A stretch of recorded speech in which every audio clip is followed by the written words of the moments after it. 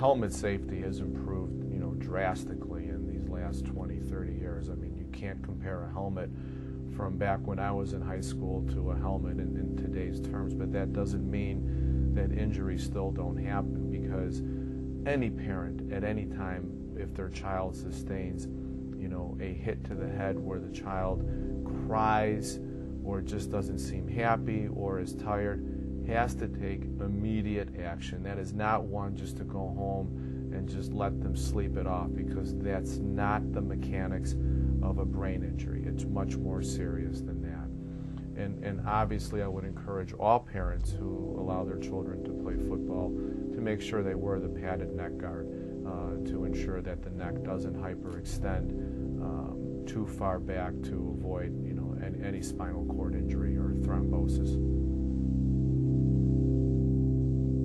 The most interesting form of brain injury is the one where there's no hit to the head, where just a rear-end motor vehicle collision, which causes a severe whiplash injury, or as doctors call it, hyperflexion, hyperextension, and that enough causes the contra-coup injury of the brain slushing around within the skull, causing damage to the brain without the head, the skull, ever getting hit. People who have sustained mild traumatic brain injury at times don't manifest those symptoms for a while.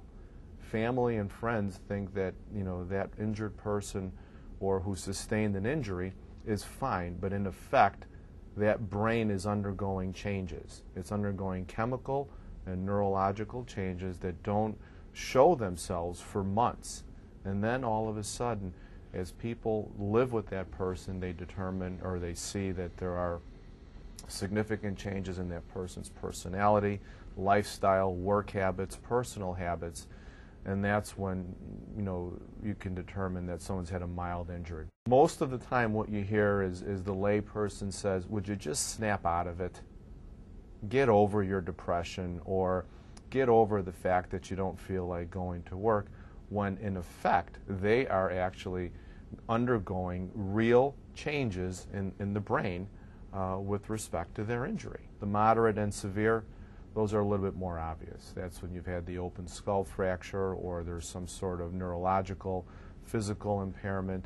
So those are more obvious. The mild is the one that really is the trickiest one to diagnose. Well, a lot of consumers are very interested in the process itself.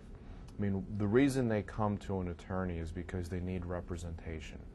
And unfortunately, a lot of the information that they get before they come to an attorney is misinformation.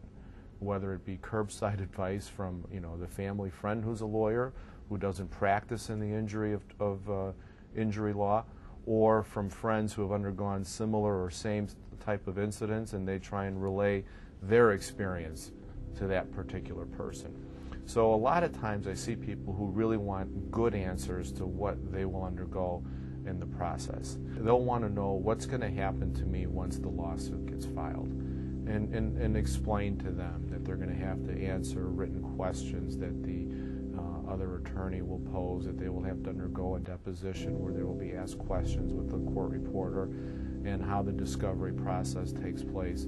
The more answers you can give them, the better informed they will be, the more patient they will be, and more understanding of the process. Those are the ones who are going to be good clients, because they want to know what's going to happen, and they will be your good listeners too. I decided to practice the law that I do based upon two events in my life.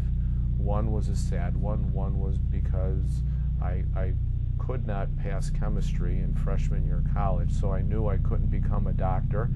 So I knew that after that I could help people out best by being an attorney. And I had a friend, my best friend in high school, who died playing football, because at that time the standard of care for treating a concussion was to wait a day and then get him out there and play football again. And he sustained one too many concussions in a very short period of time. And I think by the fifth one, he just lay dead in the middle of the football field, because his brain was so swollen from the prior concussions that he just couldn't take it anymore, and he died that way. So that's kind of what catapulted me into the area of practice that I'm in right now.